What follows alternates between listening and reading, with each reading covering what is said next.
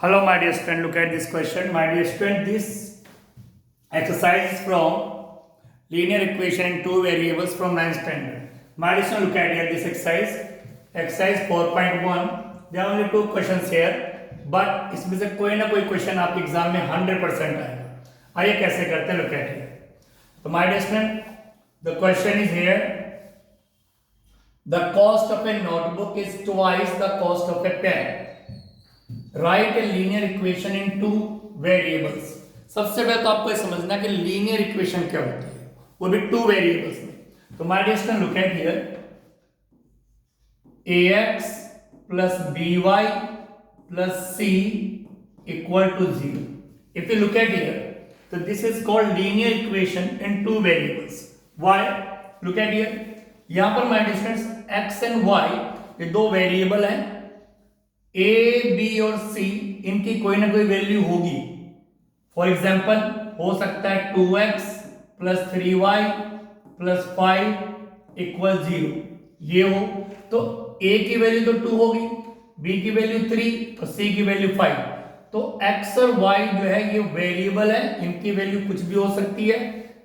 ठीक, तो यहां पर आपको टू वेरिएबल x और y नजर आ रहे होंगे. ठीक माय डियर स्टूडेंट्स, x का कोफिशिएंट जो होता है दैट इज a. x के साथ जो भी आपकी वैल्यू होगी दैट इज a. y की जो कोफिशिएंट है that is b and c is a constant value. तो my dear look at here, this is called standard form of linear equation in two variables. ये है standard form of linear equation in two variables. अब इस form में सैकड़ों equations हम लिख सकते हैं. हमें बस a, b और c की वैल्यू पता लगानी है, हम लिख लेंगे. नाउ इक्वल का साइन है, so it is equations. Two variable है, सो टू वेरिएबल. x की पावर है 1, y की पावर है 1, यानी डिग्री है 1. अगर डिग्री 1 होती है दैट इज लीनियर. लीनियर की डिग्री 1 होती है, तो इसलिए इसको क्या नाम दिया गया, linear equation in two variables. ठीक, तो my dear students now look at here, ये है स्टैंडर्ड फॉर्म. अब वो क्या कह रहे हैं, the cost of a notebook is twice the cost of a pen. ना तो उन्होंने हमें नोटबुक की कॉस्ट दी, ना उन्होंने हमें पेन की कॉस्ट दी, बट एक स्टेटमेंट दे दिया कि cost of a notebook is twice the cost of a pen. फिर कहने लगे right a linear equation in two variables. अब इसकी इक्वेशन बनानी है, तो नेचुरल बात है माय डियर स्टूडेंट, जो हमें नहीं गिवन होता हम उसको x और y सपोज करते हैं. तो यहाँ पे ब्रैकेट में उन्होंने गिवन भी है, take the cost of a notebook to be x rupees and that of a pen is to be y rupees. तो अगर फर्स्ट का आंसर आप लिखेंगे तो आपको क्या करना है, the cost of a notebook. Notebook की कॉस्ट आपको पता नहीं है, तो आप कहेंगे let the cost of a notebook is equal to, given है उन्हें ब्रैकेट में गिवन ही है, rupees x and the cost of a pen, the cost of a pen equal rupees y. ठीक माय डिस्टेंस. तो x और y को आपको सपोज करना ही पड़ेगा. उसके बाद सिंपल से एक चीज करना आपको, ये जो स्टेटमेंट है इस स्टेटमेंट को यहां पे लिखो या फिर देखो, लिख लेना अकॉर्डिंग टू क्वेश्चन. क्या गिवन है, the cost of a notebook is twice the cost of a pen. अब करना क्या आपको, the cost of a notebook. My dear cost of a notebook आपके पास अब x है, तो लीजिए आपने x लिख दिया. Is, am, are, was, were, that is मतलब equal to. The cost of a notebook is का मतलब यहां पे है the cost of a notebook is equal to, is equal to. तो यहाँ पे is, am, are, was, were, will जो भी हेल्पिंग वर्ब्स आते हैं दैट मींस इक्वल टू. तो इस की जगह लगाएंगे आप इक्वल टू, इस की जगह equal to. Twice the cost of a pen. Pen की कॉस्ट का ट्वाइस यानी डबल. पेन की कॉस्ट क्या y, y का क्या करना है डबल, 2 से मल्टीप्लाई. तो ये हो गया x equal to y. Minus हो गया x इक्वल टू y. अब इसको इस फॉर्म में लाना माय डियर स्टैंडर्ड फॉर्म में. तो x सबसे पहला टर्म होता है x वाला टर्म, तो x वाला टर्म यहाँ पे है ही है, इक्वल से लेफ्ट साइड, बट हमें इक्वल के बाद केवल 0 चाहिए, तो आपको ये y वाला टर्म भी इधर शिफ्ट करना पड़ेगा राइट से लेफ्ट, तो -2y, तो x वाला टर्म आ गया, y वाला टर्म आ गया। अगर कांस्टेंट वैल्यू, हमारे कांस्टेंट वैल्यू यहाँ है नहीं, तो कांस्टेंट वैल्यू हो जाएगी 0 और इक्वल में फिर 0 ही रहेगा, क्योंकि इसको आपने इधर शिफ्ट कर दिया, इक्वल में 0। तो अगर ये देखा जाए तो पूरी की पूरी जो इक्वेशन लिखी है ये स्टैंडर्ड फॉर्म में है, पहले x वाला टर्म, फिर y वाला टर्म, फिर कांस्टेंट वैल्यू यहाँ थी नहीं तो हमने 0 पुट कर दिया, कुछ नहीं तो 0 और इक्वल में 0। आप इसको लिख सकते हैं x माइनस 2y इक्वल 0, ठीक है, जो कांस्टेंट वैल्यू है ही नहीं, ओके। तो my dear students, I hope you understood this question. Now my dear students, look at it. अब क्या कह रहे हैं सेकंड क्वेश्चन, इस टाइप में बहुत सारे क्वेश्चन आएंगे भी आगे की वीडियोस में। अब देखिए, express the following linear equation in this form. यहां पे आपके सामने बहुत सारी लीनियर इक्वेशन गिवन है, कह रहे हैं इसको इस स्टैंडर्ड फॉर्म में लिखो। उसको किस में लिखना है?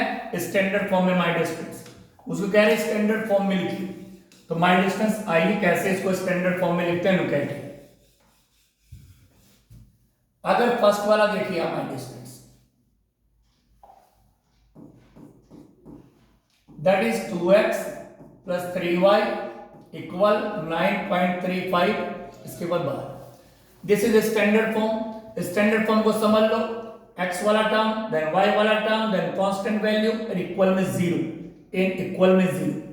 तो x वाला term here it is, y वाला term it's okay, but equal में भी 0 चाहिए, इक्वल में 0, तो ये वैल्यू तो इक्वल में रहेगी नहीं, इसको आप इधर शिफ्ट करेंगे, तो प्लस का इधर जाके हो गया माइनस 35 के पर बाद, अब इक्वल में आ गया 0। तो माय डियर स्टूडेंट लीजिए, ये आपका स्टैंडर्ड फॉर्म में आ गया, यानी इस फॉर्म में हमने इसको लिख लिया। फिर वो कह रहे हैं and indicate the values of a, b and c in each case. My dear student, what is a x का कोएफिशिएंट, b y का कोएफिशिएंट, c कांस्टेंट वैल्यू। अगर आप देखिए माय डियर स्टूडेंट्स हियर, तो यहां पर आपको क्या नजर आ रहा है? दिस इज a, तो a की वैल्यू होगी -2, दिस इज b की वैल्यू होगी -3, and minus this is whole c, यानी कांस्टेंट वैल्यू। साइन को नहीं छोड़ना, आपको साइन को लेके चलना है, तो c की वैल्यू -9.35 बार। तो ये भी आपका answer my dear students, a b c की वैल्यू भी आपने इसमें फाइंड करनी है। अगर आप इसी तरह से सेकंड वाले पार्ट को देखें my dear students, what is here, I hope आप इजीली इसको कर पाएंगे। x minus y upon 5 minus 10 equal 0, ठीक माय डियर स्टूडेंट्स, कह रहे उसको स्टैंडर्ड फॉर्म में लाइए। पहले x वाला टर्म, यस x वाला टर्म है, देन y वाला टर्म, y वाला टर्म है, then constant value, then constant value equal में 0। My dear it's okay, it is complete. आप इसमें अगर एलसीएम लेके करना चाहते हैं तो उससे भी हो जाएगा, but it's okay, it's complete, it's a complete answer. ये बिल्कुल आपका इसी फॉर्म में है। अब कंपेयर करना है इसकी कि a की वैल्यू क्या होगी, b की वैल्यू क्या होगी, c की वैल्यू क्या होगी। x के साथ a, x का coefficient a, this is x। तो माय डियर स्टूडेंट्स, x का जो कोएफिशिएंट होगा दैट विल बी, यहाँ पे जहां पे कोई वैल्यू नहीं होती 1 होता है, तो a की वैल्यू यहाँ पे होगी 1, ठीक माय डियर स्टूडेंट्स। y का कोएफिशिएंट यहाँ पे है 1, ठीक, तो माइनस के 1/5, y के साथ जो भी है that is the coefficient, y के साथ जो भी दैट इज b, तो y की वैल्यू ये है b, y का कोएफिशिएंट ये -1/5, and c is this one -10। Sign को नहीं भूलना माय डियर, साइन को लेके चलना है। तो लीजिए माय डियर स्टूडेंट्स, इसका भी आंसर a b c भी आ गया, और ये तो ऑलरेडी आंसर था। तो माय डियर स्टूडेंट, इस तरह आप इन क्वेश्चनों को आराम से कर सकते हैं। Now look at here, if you look at the next question, so easy it is third one. यहीं पे देखिए आप, ये रहा थर्ड क्वेश्चन, -2x + 3y = 6। तो करना क्या है, इसको स्टैंडर्ड फॉर्म में लाना है। सबसे पहले x वाला टर्म, देन y वाला टर्म, कांस्टेंट वैल्यू इधर है तो इक्वल में तो 0 चाहिए, इसको इधर शिफ्ट करेंगे -6 और इक्वल में रहेगा रिमाइंडर 0। तो ये एक आंसर तो आ गया। Now my dear students, compare करेंगे इससे। ठीक, तो x का कोफिशिएंट है माइनस का 2, तो a की वैल्यू माइनस में माइनस का 2 आ गया। b है 3 और c की वैल्यू हो जाएगी माइनस का 6। तो लीजिए आंसर, ये भी आपका आंसर आ चुका है। इसी तरह क्वेश्चन नंबर अगर 4 देखेंगे, x इक्वल 3y, ये भी एक लीनियर इक्वेशन इन 2 वेरिएबल है, x और y 2 वेरिएबल है यहाँ पर, ठीक है, स्टैंडर्ड फॉर्म में लाना है। तो x वाला टर्म तो इधर है ही है, बट y वाला टर्म इक्वल के उधर चला गया, उसको इधर शिफ्ट करना पड़ेगा आपको, प्लस करे जाएगा माइनस के 3y, ठीक माय डिस्टेंस। तो x वाला टर्म y वाला टर्म फिर आता है कांस्टेंट वैल्यू, कांस्टेंट वैल्यू यहाँ है नहीं तो क्या लगाएंगे 0 और इक्वल में हो गया 0। तो लीजिए माय डिस्टेंस, अगर आप इसकी कंपैरिजन करेंगे तो x का कोफिशिएंट क्या होगा, दैट इज 1, तो a की वैल्यू होगी 1, y का कोफिशिएंट b यानी माइनस के 3 और c की वैल्यू माय डिस्टेंस है 0, तो ये भी निकाल लिया। अगर आप इसका 4th 5th क्वेश्चन लेके चलते हैं my distance, look at here, 2x equal minus 5y, look at x वाला टर्म, सबसे पहले x वाला टर्म, तो x वाला टर्म हमने ले लिया, फिर y वाले टर्म को लेना है तो माइनस आएगा प्लस का y, ठीक। अब इसमें कांस्टेंट वैल्यू तो कोई है ही नहीं, तो प्लस का 0 और इक्वल में 0, this is linear equation 2 variables in standard form, answer आ गया आपका। अब माइनस कंपेयर करेंगे इससे स्टैंडर्ड फॉर्म से, तो a की वैल्यू क्या हो जाएगी माइनस 2, b की वैल्यू हो जाएगी क्या माइनस 5 और c की वैल्यू क्या हो जाएगी माइनस 0। तो लीजिए माइनस, ये भी आपका क्वेश्चन हो गया। अब आप अगर नेक्स्ट क्वेश्चंस को देखें, इनमें आपको बहुत ध्यान रखना माइनस, आपको एक क्वेश्चंस में बहुत ध्यान रखना। आइए जरा क्या है questions, look at it everybody. अगर 6 को देखें, 6 पार्ट, तो 3x प्लस 2 इक्वल 0। यहां पर क्या है आपके पास, केवल एक ही वेरिएबल है x, y वाला वेरिएबल है नहीं, जबकि हमारे पास जो स्टैंडर्ड फॉर्म है लीनियर इक्वेशन इन 2 वेरिएबल्स x और y फिर कांस्टेंट वैल्यू। तो आप इसके लिए किस तरह करेंगे, पहले x वाला टर्म लिखेंगे, ओके 3x, ठीक माइनस सिक्स, उसके बाद y वाला टर्म लिखेंगे, बट y वाला टर्म नहीं है तो लिखेंगे आप 0y, 0 मतलब y का कोफिशिएंट 0 है, जिसकी वजह से y यहां से बिल्कुल डिसअपीयर हो गया है, क्योंकि किसी भी डिजिट के अगर 0 से मल्टीप्लाई करते हैं तो 0 आता है, तो यहाँ पे y है नहीं, इसका मतलब है इनविजिबल है, नजर नहीं आ रहा, तो 0y है यहाँ पर, ठीक है। अब फिर प्लस कांस्टेंट वैल्यू 2 इक्वल में 0। अगर आप इसकी कंपेयर करें, आंसर तो ये आ गया। अगर आप इसकी कंपेयर करें इससे, तो x का कोफिशिएंट 3 मतलब a की वैल्यू 3, y का कोफिशिएंट 0 यानी b की वैल्यू 0 और constant value 2। My dear student, अगर आप इसी तरह 7th क्वेश्चन को देखें, y माइनस 2 इक्वल 0, तो अब इसमें क्या है, y वाला टर्म है लेकिन x वाला टर्म नहीं है, लेकिन सबसे पहले लिखते हैं x वाला टर्म है जो कि यहाँ पे इनविजिबल है, जो नजर नहीं आ रहा है, तो लिखेंगे आप 0x, जैसे यहाँ पे 0y आपने पुट किया, 0x, x की 0 से मल्टीप्लाई करेंगे 0 आएगा, यानी x वाला टर्म डिसअपीयर हो जाएगा, तो यहाँ पे 0x फिर प्लस y माइनस 2 इक्वल 0। लीजिए माय डिस्टेंस, ये भी स्टैंडर्ड फॉर्म में आ गया।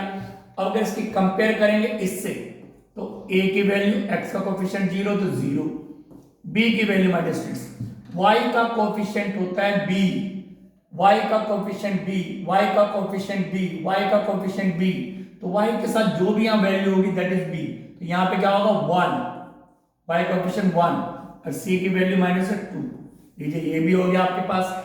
अब माय डिस्टेंस 8th वाला क्वेश्चन देखिए, लास्ट है इसका, 5 इक्वल 2x, एक इक्वेशन है, इसको बनाना स्टैंडर्ड फॉर्म में लीनियर इक्वेशन 2 वेरिएबल में। तो सबसे पहले लिखते हैं x वाला टर्म, सबको पता है पहले x वाला टर्म, इक्वल के उधर चला के इसको इधर शिफ्ट कीजिए, तो माइनस के 2x प्लस कर जाके माइनस के 2x। अब लिखेंगे y वाला टर्म, y वाला टर्म शो नहीं हो रहा है, इसका मतलब है 0y। फिर लिखेंगे कांस्टेंट वैल्यू, कांस्टेंट वैल्यू है यहाँ पे प्लस का 5, दैट इज प्लस 5 और इक्वल में आ गया 0, तो ये इसका आंसर आ गया माय डिस्टेंस। अगर इसकी कंपेयर करेंगे इससे, तो a की वैल्यू माय डिस्टेंस -2, b की वैल्यू माय डिस्टेंस 0 और c की वैल्यू आ गई 5। तो इस तरीके से माय डियर स्टूडेंट्स आपकी एक्सरसाइज 4.1 कंप्लीट होती है। इससे बिलोंग करते बहुत सारे एक्स्ट्रा क्वेश्चन भी आपको नेक्स्ट वीडियोस में मिलेंगे। Thank you very much.